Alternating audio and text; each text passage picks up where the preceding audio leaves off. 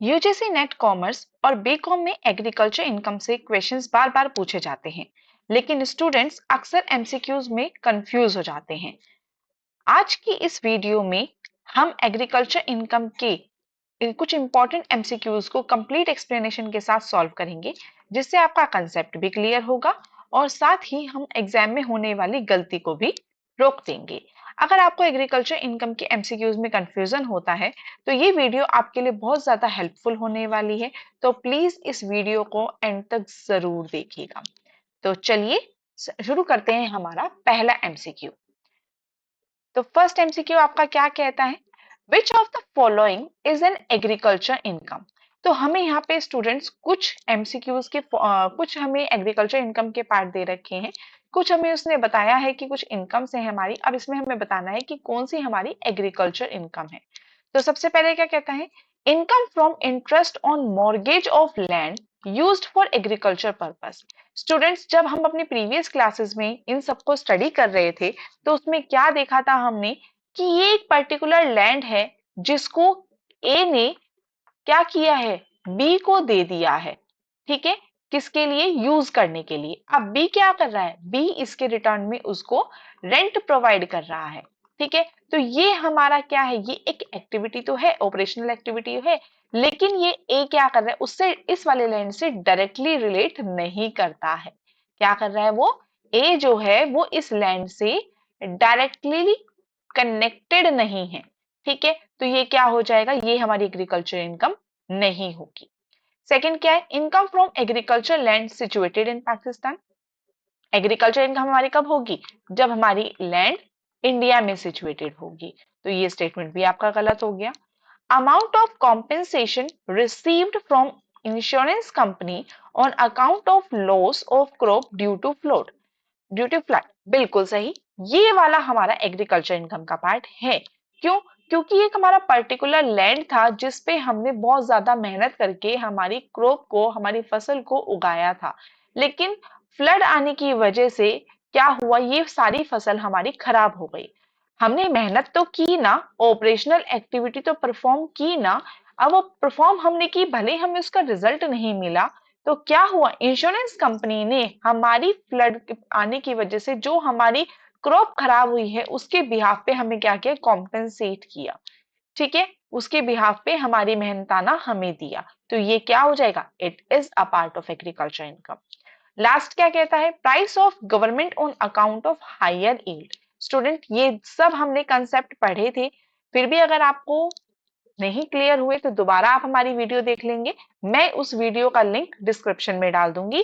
Please students, आप हमारी agriculture income से रिलेटेड जितनी भी हमारी वीडियोस हैं उन सबको ध्यान से देखिएगा, क्योंकि एग्जाम में बहुत ही की पॉइंट्स के साथ हमारे जो क्वेश्चंस होते हैं वो पूछे जाते हैं। बहुत ही छोटे छोटे से की पॉइंट्स होते हैं जिनको हम अधिकतर नेग्लेक्ट कर देते हैं और उन्हीं के बिहाफ पे हमारे क्वेश्चन बनते हैं। अब देखिए, इंश्योरेंस कंपनी जब हमें पे कर रहा है एज अ कॉम्पेंसेशन, तो वो हमारा एग्रीकल्चर इनकम हो गया।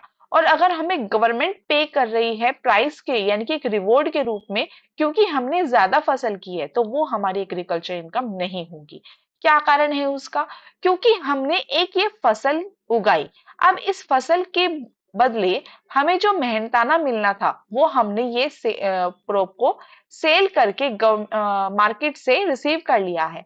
अब जो गवर्नमेंट है वो हमें सिर्फ और सिर्फ क्या कर रही है, एक रिवॉर्ड कर रही है, एक प्राइस दे रही है कि हमने एक फसल पर एक जमीन पर ज्यादा फसल उगाई है इसलिए। ठीक है, तो यहाँ पे हमने कोई ऑपरेशनल एक्टिविटी नहीं की है, इस कंसिडरेशन में हमने कोई भी ऑपरेशनल एक्टिविटी परफॉर्म नहीं की है, यहाँ पर ऑपरेशनल एक्टिविटी परफॉर्म हुई है, इसलिए हमारा आंसर क्या हो जाएगा यहाँ पे, बिल्कुल सही, that is C, amount of compensation received from insurance company on account of loss of crop of flood. तो this is the right answer for your particular question. तो ये हमारा बिल्कुल सही आंसर हो जाएगा इस एक क्वेश्चन के लिए। ठीक है, तो चलिए नेक्स्ट क्वेश्चन पर चलते हैं। क्या कहता है हमारा, income from rent of agriculture land, ये क्या होगा। स्टूडेंट्स, ये देखिए, ये एक हमारा लैंड है जिससे हमें रेंट रिसीव हो रहा है। ठीक है, ये क्या है, ये हमारी एग्रीकल्चर लैंड है जिससे हमें रेंट रिसीव हो रहा है। तो what it will be called, ये क्या कहलाएगा? एग्रीकल्चर इनकम कहलाएगा, कैजुअल इनकम कहलाएगा, बिजनेस इनकम कहलाएगा या professional income? This is an agriculture income. ये क्या कहलाएगा हमारा? ये हमारा एग्रीकल्चर इनकम कहलाएगा। नेक्स्ट देखते हैं student, salary received by an agriculture farm manager. अब इसको ध्यान से देखिएगा, ये एक एग्रीकल्चर लैंड है जिसपे एक व्यक्ति ए है जो काम कर रहा है, ठीक है। वो इन रिटर्न क्या ले रहा है? यहाँ पे सैलरी ले रहा है, ठीक है। तो ये क्या है? ये उसका मेहनताना है, वो हमारे यहाँ पे आके काम कर रहा है और बदले में उसको हम क्या दे रहे हैं? सैलरी दे रहे हैं। एक पोजेशन वगैरह कोई ऐसी बात नहीं है, उसका कोई यहाँ पर ऐसा नहीं है कि नहीं भाई उसको निभाना ही निभाना है। इनकेस अगर उसने किसी महीने की छुट्टी ली, किसी मंथ को उसने ऑफ ले लिया, तो उस मंथ उसको क्या होगा? रेंट नहीं, उसको उसकी सैलरी नहीं रिसीव होगी। तो ये क्या हो गया? ये एक कंप्लीट आपका पे एंड ऑफ वाली सिचुएशन हो गई। तो this is called a salary income. ये क्या कहलाएगा आपका? ये आपका सैलरी इनकम हो जाएगा, ठीक है। चलिए नेक्स्ट देखते हैं। नेक्स्ट आपका एमसीक्यू क्या कहता है? Which of the following is an agriculture income? इन सब सिचुएशन को देखकर भी हमें क्या बताना है? हमें ये बताना है कि ये कौन से वाली इनमें से एग्रीकल्चर इनकम है। पहला है rent received from agriculture land, same हमारा ये वाला हो जाएगा। ये हमारी लैंड है जिससे हमें रेंट रिसीव हो रहा है, हमने अभी ऊपर देखा ये हमारी एग्रीकल्चर इनकम है, तो ये तो हमारी स्टेटमेंट सही लग रही है। नेक्स्ट है income from a dairy farm, ये हमारी एग्रीकल्चर इनकम नहीं होगी। स्टूडेंट जब हम एग्रीकल्चर और नॉन एग्रीकल्चर पढ़ रहे थे तब मैंने आपको ये वाली बात बताई थी कि किसी भी तरीके की अगर हम प्रोडक्टिविटी कर रहे हैं और उससे हमारी लैंड या फर्टिलिटी या फिर किसी भी लिविंग थिंग को कोई भी हार्म हो रहा हो, अगर हम उनको हार्म कर रहे हैं या फिर इसको डिमोलिश कर रहे हैं, तो उससे क्या होगा?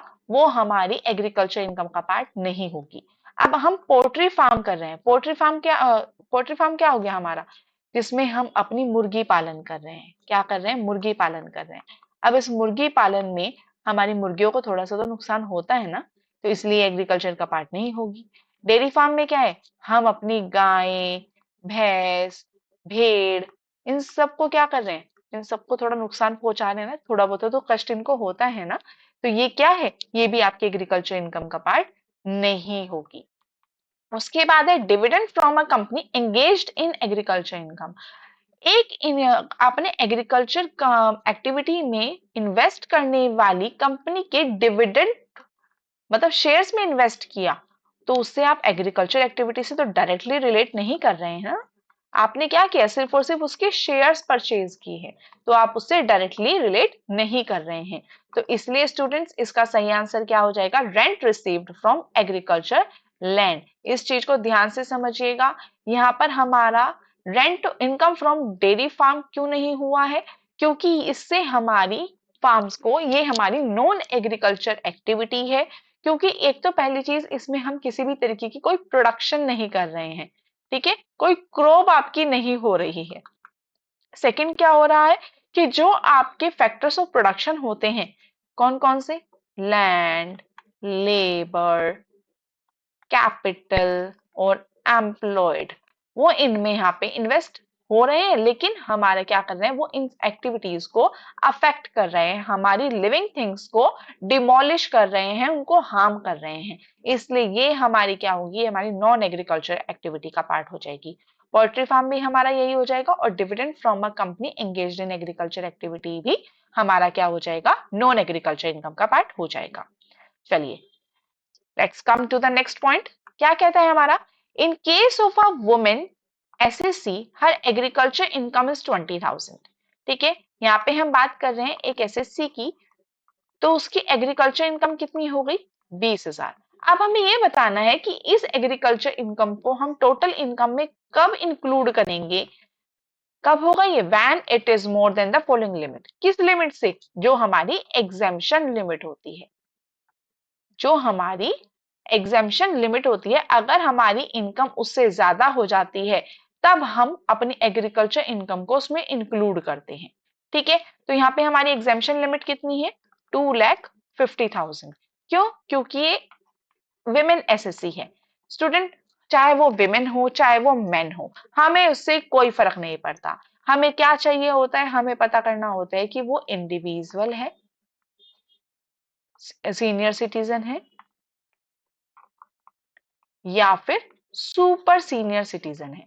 हमें इन तीनों में से पता करना होता है कि वो कौन है।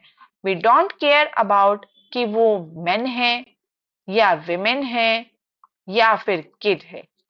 अगर उसकी अर्निंग है और वो लायबल है पे ऑफ करने की, तो हमें सिर्फ और सिर्फ क्या देखना होता है, एग्जेम्पशन लिमिट को। तो अगर हम यहाँ पर देख रहे हैं कि विमेन हमारी एग्रीकल्चर इनकम को कब इंक्लूड करेगी टोटल इनकम में, कब होगी, जब उसकी जो टोटल इनकम है वो हमारी एग्जेम्पशन लिमिट से ज्यादा हो जाएगी। तो आंसर क्या हो जाएगा, आंसर विल बी 2,50,000। ठीक है, चलिए let's come to the next question. Percentage of income from growing and manufacturing tea in India is considered as agriculture income. Student इसको ध्यान से देखिएगा। जो हमारी टी होती है उसके दो पार्ट होते हैं, एक होता है एग्रीकल्चर इनकम और एक होता है हमारी बिजनेस इनकम। स्टूडेंट एग्जाम में एग्जामिनर बहुत बार ये कंफ्यूजन क्रिएट कर देता है कि वो एग्रीकल्चर इनकम पूछ रहा है या बिजनेस इनकम पूछ रहा है। बच्चे कंफ्यूजन में आके टी को देख के और सीधा आंसर करा देते हैं। तो यहाँ पे उसने पूछा है एग्रीकल्चर इनकम, तो एग्रीकल्चर इनकम क्या हो जाएगी 60%, और टी की बिजनेस इनकम है 40%। या यहाँ पे ये भी कह सकते हैं कि टेक्सेबल इनकम कितनी है जब वो टी को ग्रो कर रहा है, 40%, और एग्जेम्पशन लिमिट कितनी है 60%। ठीक है, तो इसका सही आंसर क्या हो जाएगा हमारा 60%। स्टूडेंट जब भी हम इस क्वेश्चन को अटेम्प्ट करेंगे तो आपको बस इस चीज का ध्यान जरूर रखना है कि वो हमारी पहली चीज तो टी के बारे में पूछ रहा है या नहीं, और दूसरा हमें ये देखना है कि वो एग्रीकल्चर इनकम पूछ रहा है या फिर हमारी नॉन एग्रीकल्चर इनकम पूछ रहा है। चाहे वो नॉन एग्रीकल्चर पूछ रहा हो, चाहे वो बिजनेस इनकम पूछ रहा हो, चाहे वो टैक्सेबल इनकम पूछ रहा हो। नॉन एग्रीकल्चर, बिजनेस इनकम और टैक्सेबल इनकम ये तीनों एक पार्ट होती हैं।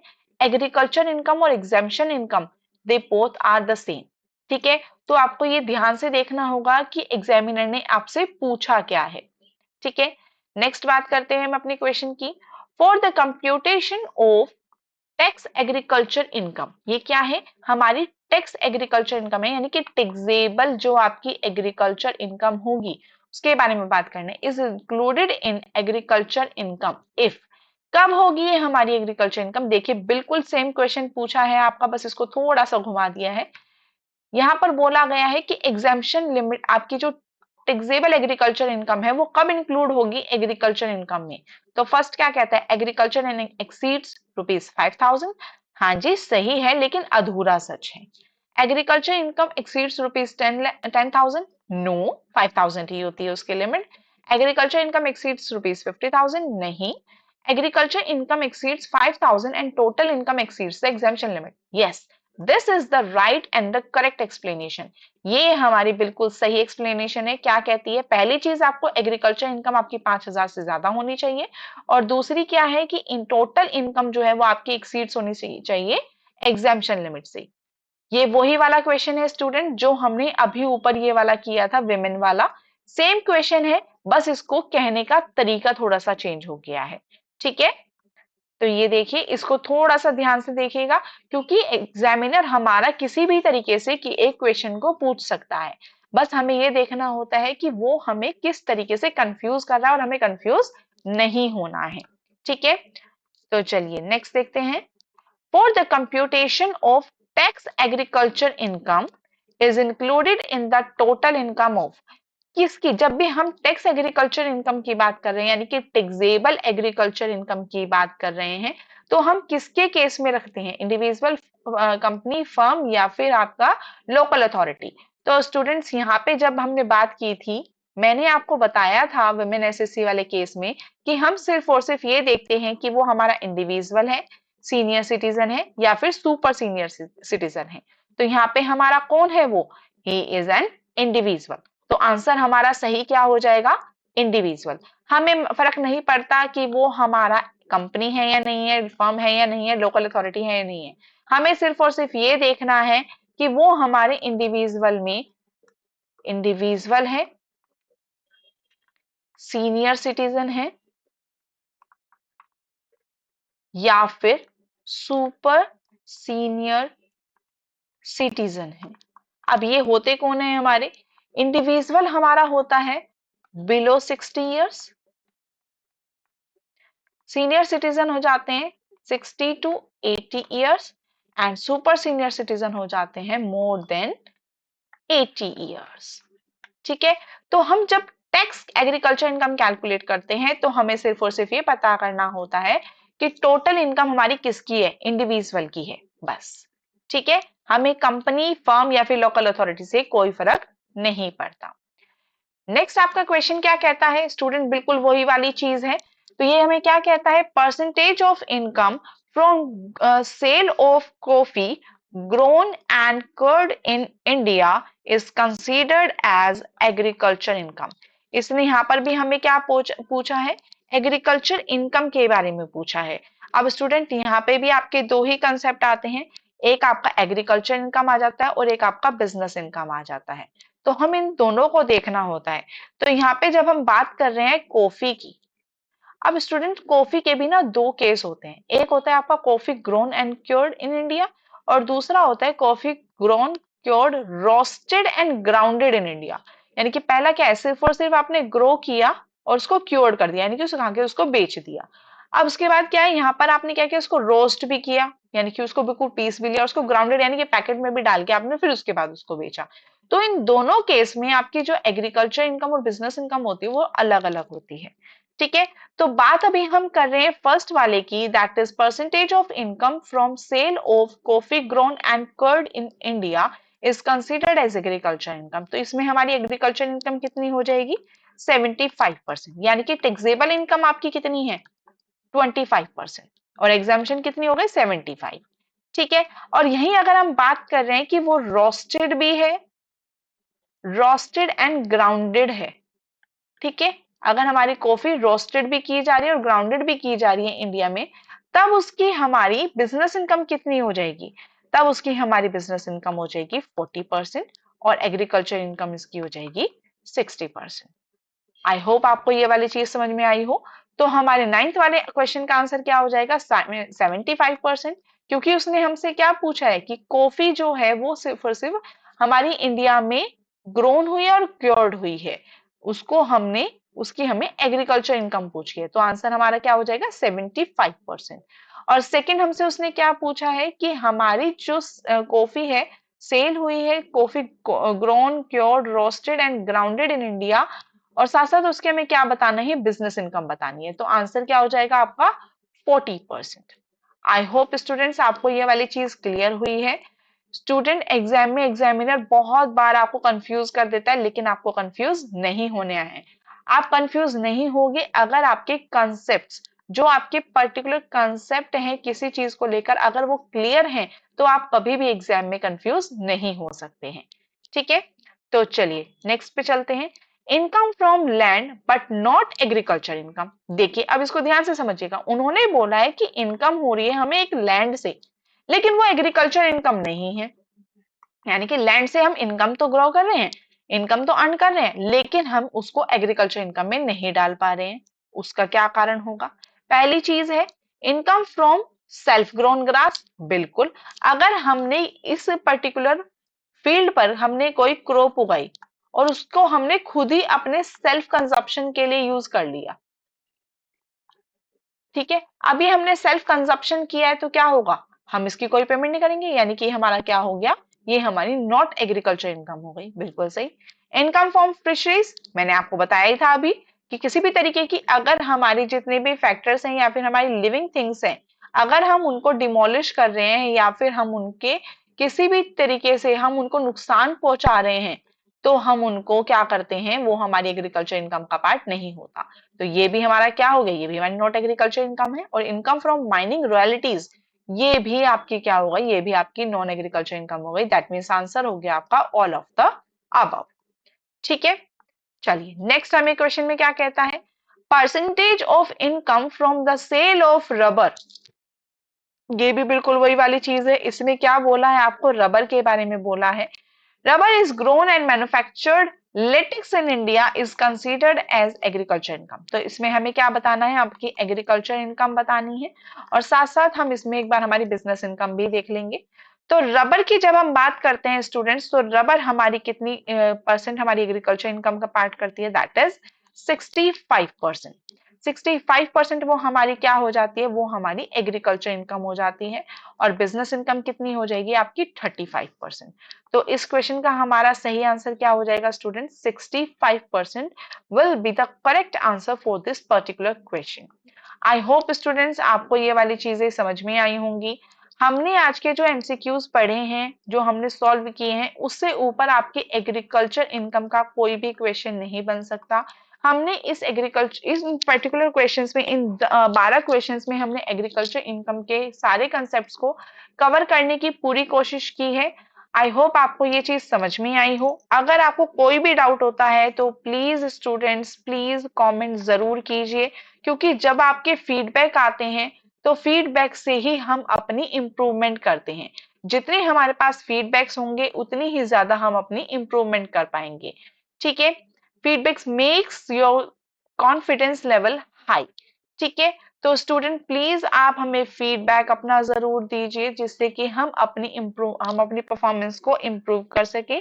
अगर आपको हमारी क्लासेस अच्छी लग रही हैं तो please do like, share and subscribe our channel. Thank you so much students, have a good day.